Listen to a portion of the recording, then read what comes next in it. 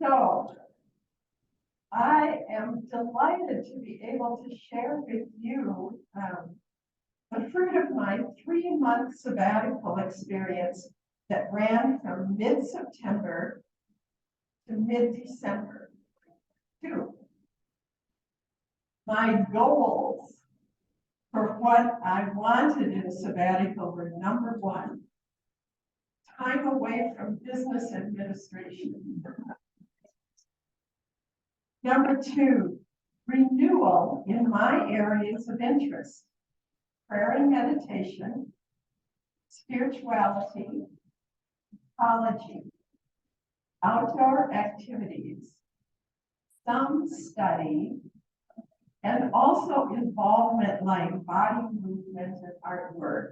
And my third one was time to work with my hands, not just with my head. So, Springbank Retreat Center in South Carolina offered all of this and more in a program that they called Eco-Spirituality and the Arts. So it was ecology, spirituality, and the arts. What could be better? We did have presentations in areas like the evolution of the universe, indigenous wisdom from Native peoples, healing power of dreams, and then we had retreat time on the writings of Thomas Merton, a modern Cistercian monk and writer who died accidentally in 1968. And time learning about the visions of Julian of Norwich, a young laywoman in 14th century England. So I'll say more about those when I get to the slides. It was a help to process these learnings from the presentations that we worked with our hands in expressive arts. So if somebody's talking with you, then you have a chance to do something in play or art or dance, music or something that helps process what it is that we were learning. So we had body prayer, expressing faith through movement, pottery, working with clay, basket weaving that was titled Weaving Balance, and intuitive painting. Intuitive painting is focused totally on process. The schedule for presentation began at 11 a.m. So we often had time in the earlier morning for extra sleep, for prayer, breakfast, walking meditation, or the individual processing that we might want to do in the art building. Sundays, we had Mass together in the chapel, and we experienced our own liturgy of the Word around the gospel and our experiences. So that created the liturgy of the Word. You can see that all of this fulfilled my original goals and more, because I met a dozen new friends from all over the United States. It's fascinating when no one knows who's going to come at the same time that I choose something like this. So it was delightful to meet all the people that I did. Most of them were sisters from religious communities, and 2 were married women with children. So our differing backgrounds provided a rich learning environment.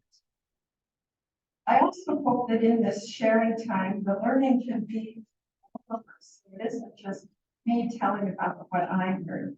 I have a slide presentation of some of the visual highlights and some of the informational pieces. Then we can review it or discuss it after we experience the slides. So beginning with this, I titled it, and most of these photos are mine. Sometimes I took a picture of the cover of a book when I'm talking about something that we read. But this tree was very busy. So I could get really close. So I titled it Entanglement, Finding God in All Things. Both Ilia Delio, a Franciscan sister, theologian, and scientist, and Elizabeth Johnson, a sister of St. Joseph, theologian, professor, and writer, use the word entanglement to describe how living things relate to each other, and also how God relates to all of it. We together are entangled. I believe that we belong to a deeply interconnected universe, and we will be finding God in all things. And also, finding God in all things comes into the Sisters of St. Joseph spirituality, because it's the motto or mission of the Jesuits, and the founding documents of the sisters were written by the Jesuit priests for the early women. And so some of that spirituality certainly seeps in.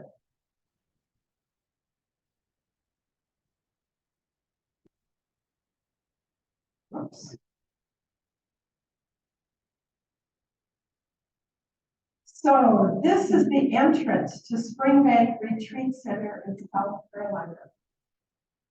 It's about an hour inland from the city of Myrtle Beach, that's on the Atlantic Ocean. You can see the original mansion, and then the row of trees as you come closer.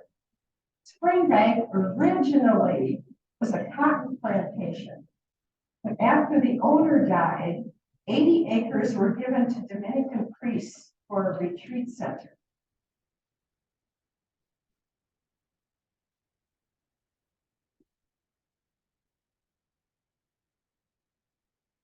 The priests built this chapel that you see here from the inside, and they attached it to the original mansion.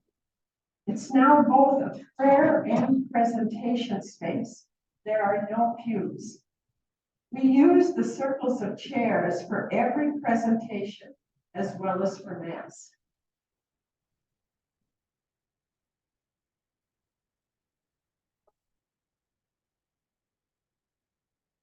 Adrian Dominican women came next to run Springbank, and they adapted a former horse stable and a dog kennel into 2 houses for program participants.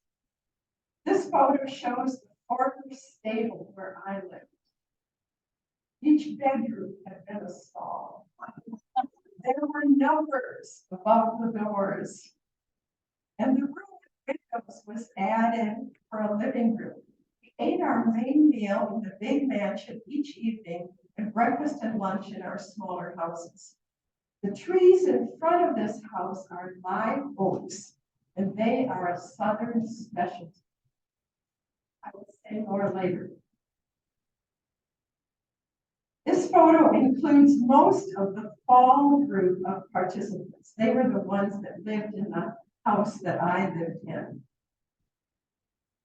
Most of them, as I say, were sisters of different communities, but 2 of them were lay women with their own families. Springbank land has dozens of live oak trees, many of them hundreds of years old. And this one, called the grandmother tree, is estimated to be 1,000 years old. This photo of the founding director, Sister Trina McCormick, shows her in front of the trunk, the grandmother tree. I wanted to give you an idea of perspective, like how big that tree really is.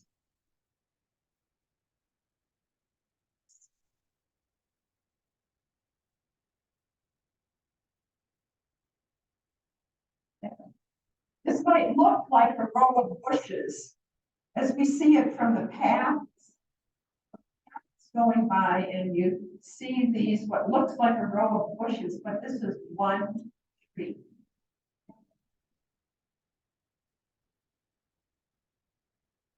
This is from the inside of looking at that same tree, and you can see how the branches bend down and touch the ground. So when you look at the tree, it looks like a row of bushes. These are the branches from that basic stem. So this is like looking at the inside of the tree. The woods at Springbank include tall red pines and cedar that look a lot like northern Minnesota. But the trees in this forest also include more magnolia, a lot more than we usually have, and they bloom in the spring, so I didn't get to see them. I found daily walks in the woods a privileged exercise in meditating on the entangled relationships with all beings, including birds, squirrels, and sometimes deer. All of us who walk here follow this green moss trail. So I can't believe this, but the living moss is what we walk on. And yet you look down and it seems to be a delicate little thing, but that's its place of growing. So that's another piece of the entanglement. We feel really engaged there. But even though I didn't see the magnolia blooming, there were different varieties of camellia around the bench that bloomed in December. I was there mid-September to mid-December looking at these buds, and these magnolias began blooming in December.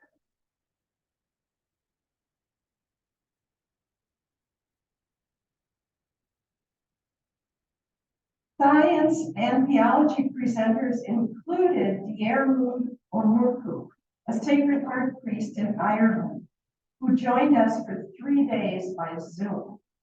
He wrote this book entitled Incarnation, a New Evolutionary Threshold. O'Murchu presented a timeline of every stage of evolution. Some people didn't know this. I have read a lot about this, so it was familiar to me. But he explained that the Big Bang, or in the Great Flaring Forth, all the Earth's elements became available. Everything that would ever evolve. All of it was there from the beginning. O'Murchu and others speak about this moment as the first incarnation. The first incarnation, God present in matter at the Big Bang. This imagined image is that of the great flaring forth of all matter at the beginning of time. O'Murchu described matter as a field of potentials, matter becoming. He invited us to think of a verb rather than a noun. Matter becoming, and God becoming present in matter. I was profoundly moved by the wording used by another speaker about this moment. She said, love did not contain itself. But that was something that was very touching. Love could not contain itself. So that became a daily meditation for me. God shared God's self, becoming present in all that exists. This is an actual image from the James Webb Telescope. After the big flaring forth, the first atoms that would gather together to form communities of stars and galaxies appeared along with all the elements that would later form the planets and every living thing. God is fully involved in everything at every moment. The thing that I meditated on every day, everything is sacred. This happened to be my chance to take in the beauty of the Atlantic Ocean with a new awareness of God present. Instead of just looking at marveling or maybe just being excited to get wet and watch the waves, Omerko had challenged us to live these words. When I change the level of my awareness, for instance, actually stop and recognize water as sacred, not just wonderful and beautiful and sparkling. If I change the level of my awareness, I start attracting a different reality. Now I can see sacred bugs and birds. Sacred plants and animals. There were 3 dogs that belonged to the Springbank community. And they had just wandered onto the property and they never could find who they belonged to. So now they belong to the staff at Springbank. Springbank has placed reminder stones on a path in the woods called the Cosmic Walk. Each stone honors one of the estimated times of evolution that we've learned about through scientific research. On one stone it says, all of creation is connected to the sacred and seamless web of life. Each of us is part of the great work of Earth's unfolding. The first stone after that recorded estimated times of evolution says, as much as we know, 13.7 billion years ago, the Earth flares forth, the universe flares forth out of ultimate mystery. 13.7 billion years ago. Only 2 billion years later, 12 billion years ago, the stars and galaxies formed first. Then there's a big jump between the 12 billion and the 4.5 billion, which is the birth of our sun and the solar system that we call the Milky Way, and that includes Earth. But remember, our solar system is one of millions of solar systems.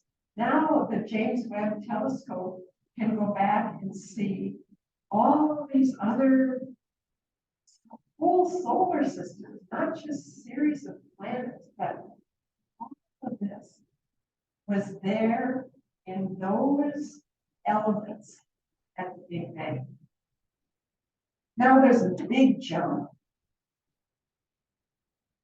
to 2.6 billion years ago, when the earliest humanoid types appeared. Remember, we didn't look like the modern human immediately.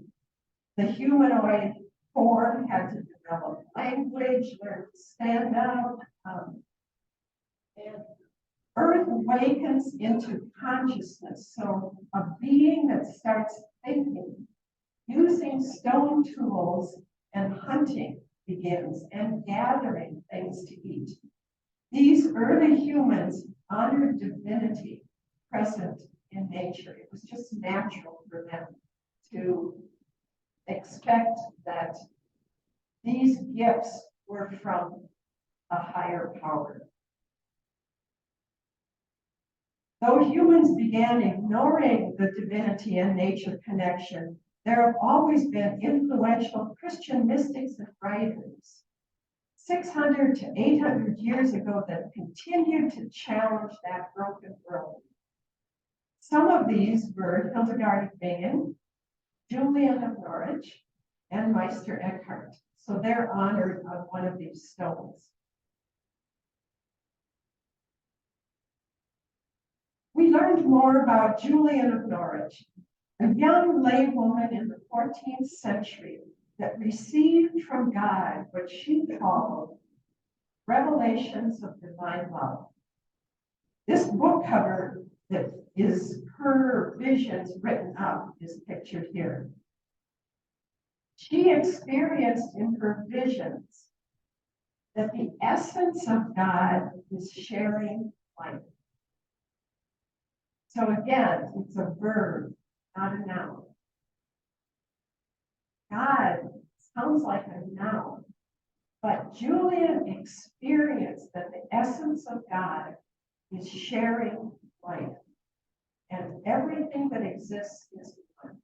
That was the revelation that came to her.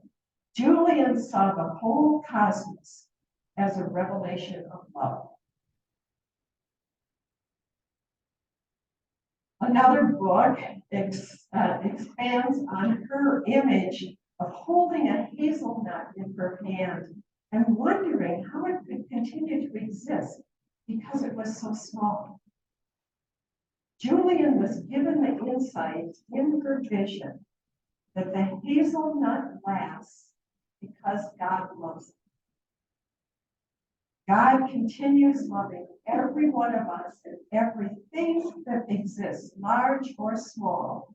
And if God did not love us, we would cease to exist.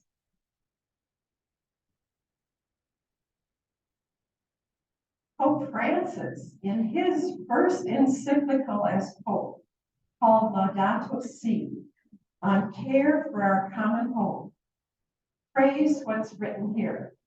This is in his encyclical. Teach us to discover the worth of each thing, to be filled with awe and contemplation, to recognize that we are profoundly united with every creature as we journey toward your infinite light. We are profoundly united with every creature as we journey towards your infinite light.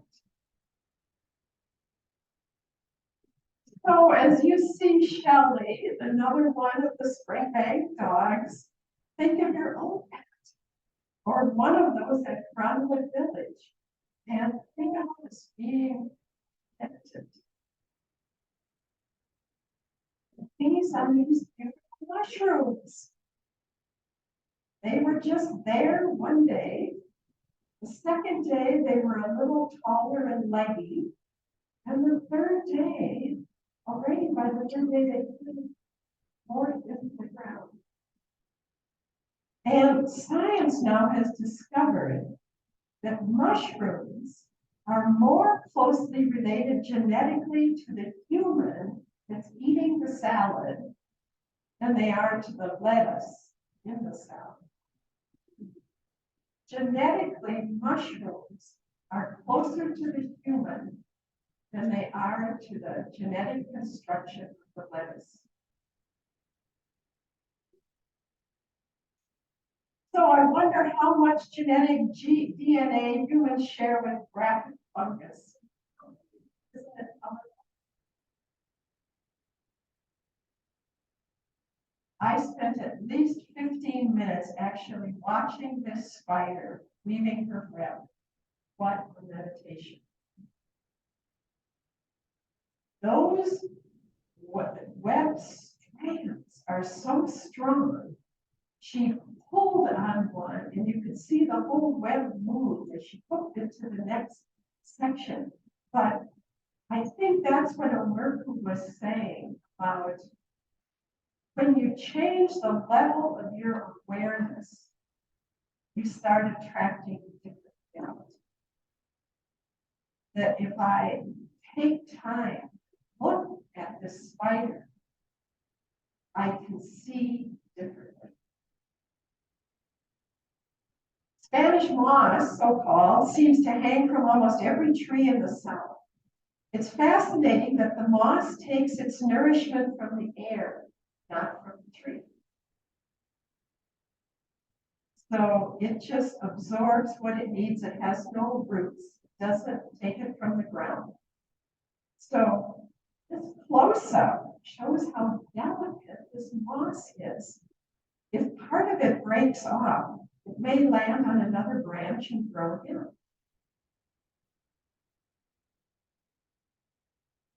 Also on the grounds of Springbank is this labyrinth that's created with low plants marking the path for the meditation.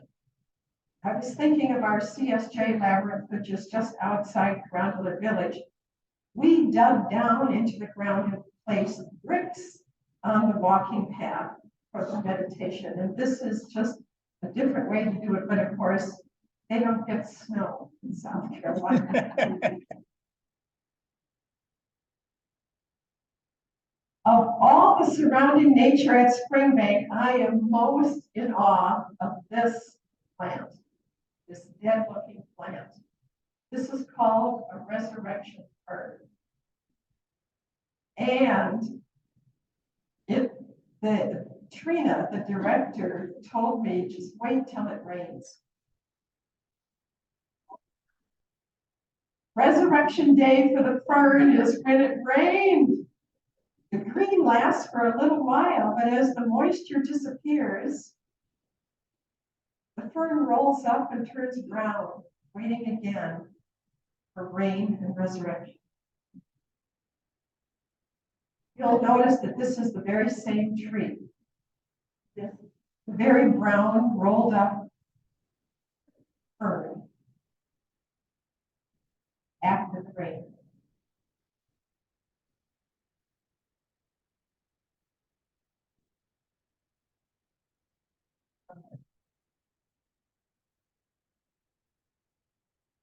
More and more material for meditation comes from the natural world. We had this retreat on the ideas of Thomas Merton, and I was encouraged that he wrote in his book, New Seeds of Contemplation. Nothing natural can be an obstacle to God. The obstacle, he says, is our tenacious need to maintain our separate, external, egotistic will. Nothing natural can be an obstacle to God. The obstacle is in our tenacious need to maintain our separate, external, egotistic will.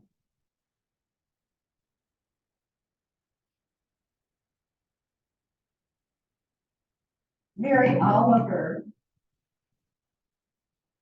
who died in 2019, was a profoundly spiritual poet of the natural world. He wrote this poem called When I Am Among the Trees. Let me read it to you. When I am among the trees, especially the willow and the honey locust, equally the beech, oak, and pines, they give off such hints of gladness.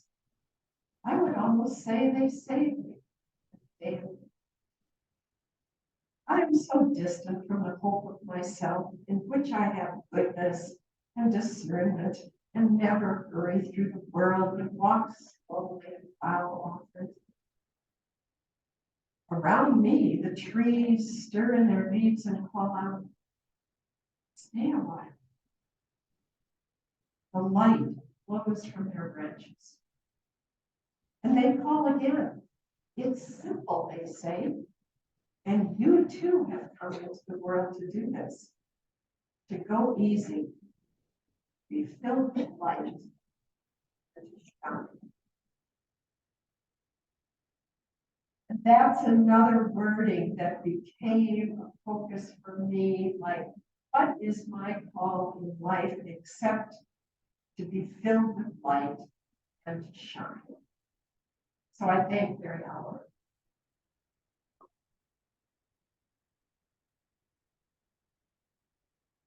The last stone marker on the cosmic walk leaves us with the words of a native elder, Black Elk. Let my every step be a prayer.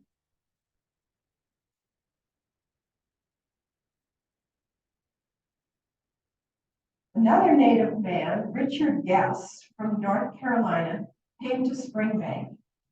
He prepared us for a vision quest. If you were a native person going on a vision quest, you would stay in the woods for however long it took until the vision was clear to you. He prepared us, but it wasn't going to be that long. First, it was lighting the sacred fire. Then inviting us to call in our ancestors for guidance, praying to those who have gone before us. We asked them to help us listen to nature. I called family and friends that I knew loved Earth and maybe loved cooking, hiking, camping, or gardening. Richard gave us our supplies to use for 4 hours alone the next day in the woods in the afternoon. As I said, if you were the native people doing this, you would stay until it was clear. We were just expected to spend the afternoon alone in the woods. No watch, no journal, just a bag with a blanket, a water bottle, a rain poncho, sage, a little dish and matches to light the sage and cleanse the area, and then small pieces of cloth that you could prepare prayers by putting physical things into the bundles and tying them up. This was my chosen place in the woods to be alone and to listen. Everybody was to spread out so that you weren't seeing anyone else. Over the hours, we were invited to notice the sounds, the changes of temperature, movement of the leaves. Ask questions and listen. Richard says, it's extraordinary to love ordinary things. And then he repeated, everything is alive. Listen. Usually I feel at home with meditation and I love woods, but this felt like a 30-day retreat. I wasn't hiking, I wasn't taking photos or journaling, but it was such a wonderful experience, not just for that time, but I still reverence that, want to do it again. So I can choose for my own time, maybe during a retreat day, but actually any day now that I'm retired, I could spend hours by myself in the woods listening. Another experience I want to repeat is working with clay to express what we were feeling about being human in this sacred time. This is Sarah. She's one of the participants molding and shaping clay as a way of listening. The unfortunate piece for me is that 2 of us got COVID during this experience. So we had to be isolated in a separate building, and they brought meals to us and they brought the clay to us, but we missed this particular part of doing the clay work together. But you saw us, because Richard Guest came after the clay, and you might have seen 2 figures still in their masks. That was our 10th day. And I said, this is outside. We can go. So the 2 of us went to the sacred fire. And then the next day we were alone. So that again was fun time to not pass it on to anyone else. We fired our pottery creations in an actual fire outside. So what we did was put some of the whatever creations were lower down, cover them with leaves and sawdust, put in more, cover those with leaves and sawdust, put in more, and then light the whole thing on fire. You never know what they're really going to look like when they come out, how black they will be, which parts of them will be black. I left the 2 pieces that I still have that I didn't give away over on the table that you can see on your way out, how black what they were like. After the fire went down, then we cleaned up the pottery with sandpaper or cloths. And that this process was really a freedom regarding these art experiences. There was encouragement to let go of what is it going to look like. Let go of the product and just think about the meaning behind the creation. And letting go of control was especially stressed in intuitive painting. The first painting we did was just put up this huge paper, tack it to the wall, take 2 brushes, each in their own color, and close your eyes, and then paint. So that was the first activity. That one was just the experience that it is. I didn't bring it to show. But this is my intuitive painting expressing the phrase that so profoundly moved me. Love could not contain itself. This was just throwing that paint around and just feeling exuberant. Love could not contain itself. It's hanging on the wall over there. This painting is my expression of feeling what I want to remember that was phrased this way. The cosmos is a communion of subjects, not a collection of objects. A subject is what acts, and an object is what's acted upon. And the cosmos is a communion of subjects, not a collection of objects. We don't get to act upon all of those things. Those beings act for themselves. This painting that I might actually frame is my expression of what I felt called to be. I believe that my great work is be yourself and shine.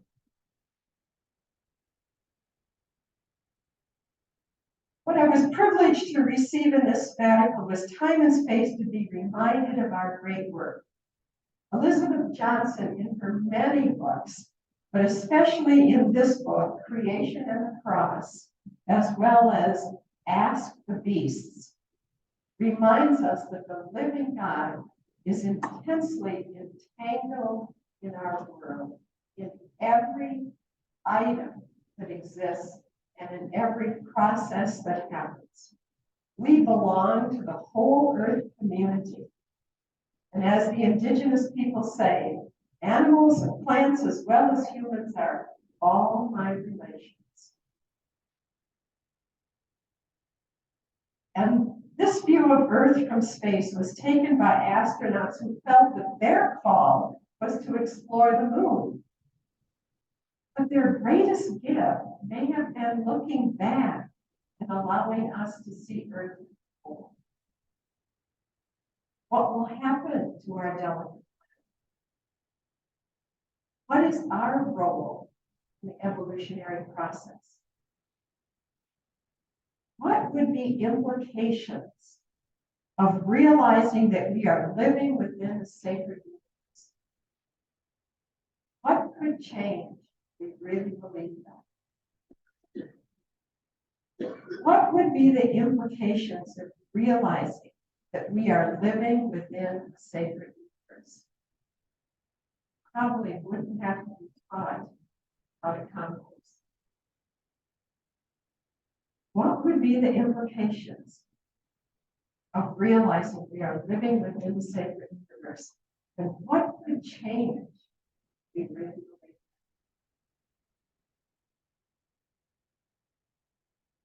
One of the other things we learned was to thank everybody by just rubbing hands together rather than clapping. And it raises energy. I'm going to invite you all to just rub your hands together, create as much energy as you can, then bless us all in this whole world. Thank you. Thank you. Thank you.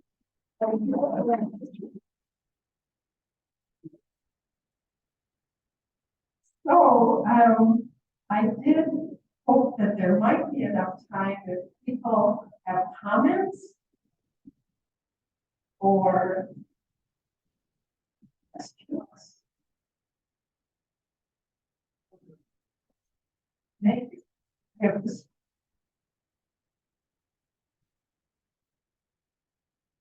So comments, questions? I've been hearing about entanglement for a long time, and I understand it to mean you can act on something at a distance. Any of the. So I like the word entanglement. It could sound negative, but it really isn't. It just expands the sphere of our influence, I guess. Thank you. Thank you, Florence.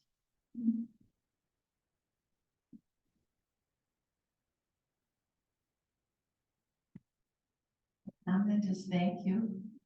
My question is, when you reflect back on that experience, Cathy, what are 3 images or 3 things or 3 people or 3 something that rises up? And if I asked you an hour from now, it would be totally different. Actually, I was thinking about, while I was in South Carolina, I was thinking about my experience in the woods right down by the river, by the Mississippi River, Crosby Park, where I go almost every day. You know, so that image rises up like, I don't have to go away. And then the other images are about the labyrinth right here. And the people gathered anywhere, anytime, you know, God present. That reality of saying, if I change my level of awareness, I invite a different reality. Thank you. I just want to say today I wore my labyrinth shirt and I brought in very sacred.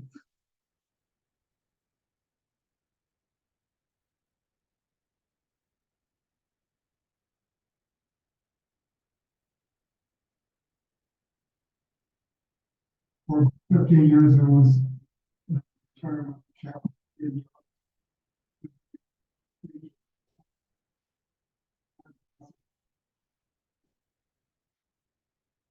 And if you would word the major, physicist. And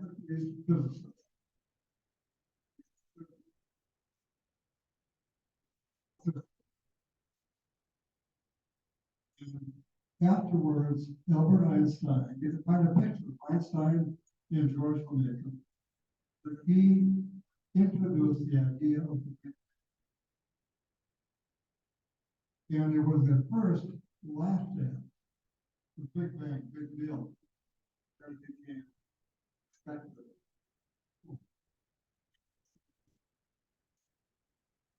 Reasonable and theory. The thing that I heard about Einstein, and maybe you know this, John, that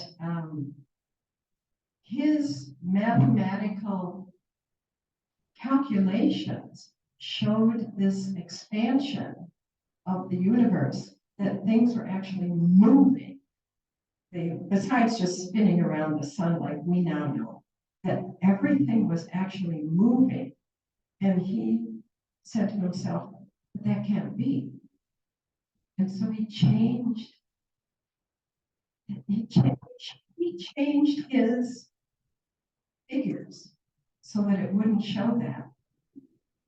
And somebody else, I guess in Europe or something, was calculating that too, and caught Einstein and called him or talked with him or something. But it still wasn't until the Hubble telescope and Einstein was still living, and Edwin Hubble could say, Hubble, look. And you could see it moving. So, yeah, deep down in that this is what it is. Well, I have three comments. One, when you talked about the labyrinth, to me was the connection.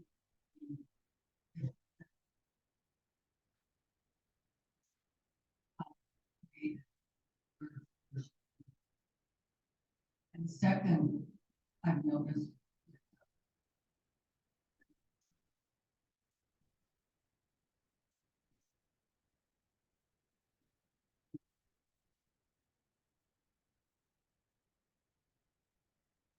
I mean, realize that at this young church,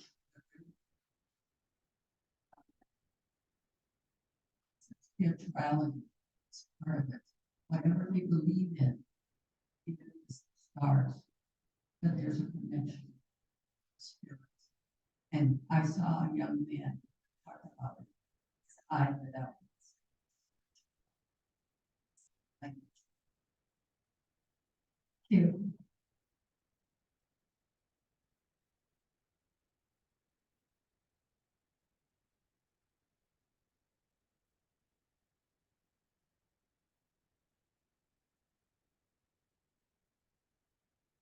Thank you again, that was wonderful. And I was interested in the book you used by an Irishman, Dermot O'Rourke, and the provider.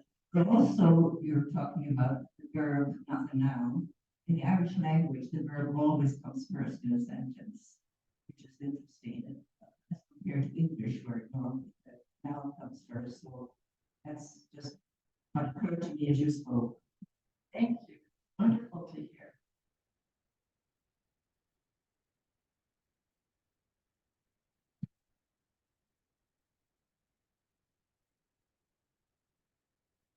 First of all, a big time thank you.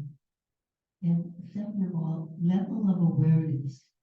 Do you think that's the difference between this and pantheism?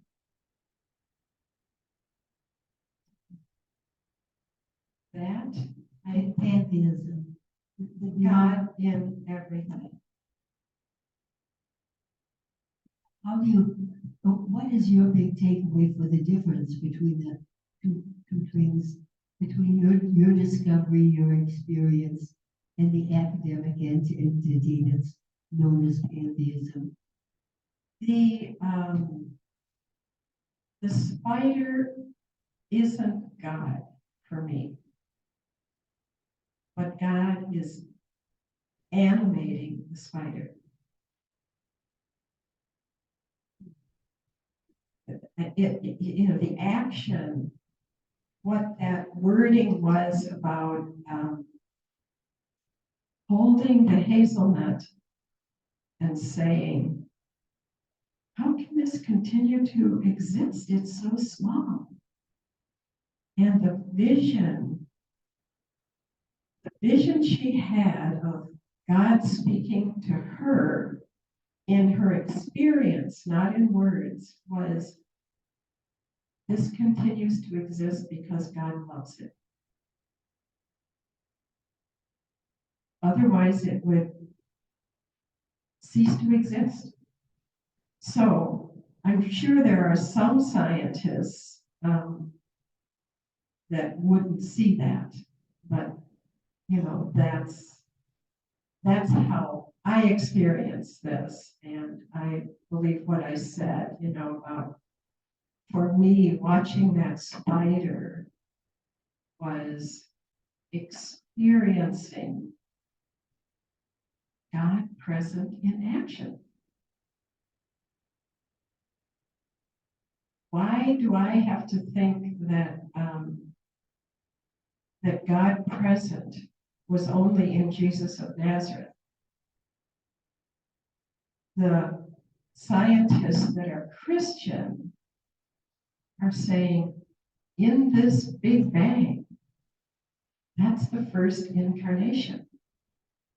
But whatever, however you imagine God, God was present before the Big Bang. And then this matter came into being at that moment when love could not contain itself. That to me is just powerful.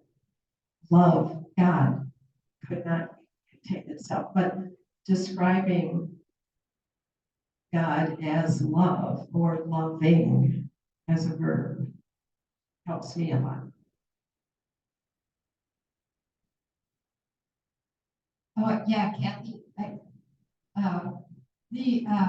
so after this, experience that you all have with your group, and then is there some way, that you and the other people that you're with, or it's like the follow-up, or how do you have some way to keep that going on? And also, I just wanted to say, if those leaves on that vine come back after a little rain, anything must be positive. Resurrection, absolutely. That Linda, actually, Mary Kay, when you asked too, I think that resurrection fern is the image like, oh gosh, I looked at it because it was looking dead for weeks before the rain came. I mean, it didn't rain all that much when I was there, so I could hardly believe that this was going to be true, but it was. So anyway, that group, honestly, I get group texts every day. I mean, who's doing what and where they are and how this is going and what you're moving on toward. And there were two of us that had just left leadership in our communities, and so I'm not looking for another paid job. So I have a different opportunity, but some of them are moving on to another position. We ranged in age from 50 to 80 in that group. And, some people will just move on to share in whatever position they're in or place they're in. I did just get a note this morning when I said I was coming to do this today, and that other sister, Sarah, the one who is pictured doing the pottery, she's the one who just left leadership in her community. And she was doing a presentation online with some small group. So I think people are sharing in whatever way they can. And Springbank, you can pass the word to any younger folks, or people who are interested in a break. Springbank does this 3-month program every fall and every spring. So there's a new group starting in February. And then there'll be a new group next spring, or next fall again. So, but the amazement of who comes, like these particular people were just soulmates, so what a surprise. You just don't know when you don't know anybody that's coming. Oh, and then I think sometimes, like if you're sitting just quietly by yourself and you're talking about wanting to meditate on being one with everything, you could look at the plants in your room or out the window or something like that. But I also brought a whole lot of old calendars just from last year that have gorgeous pictures, because I always donate to the places that give me natural things back. And so take whatever you want that might stimulate you to, or remind you to think about this. And then I just hung up the 3 originals of those intuitive paintings that I did. So those are not for picking up.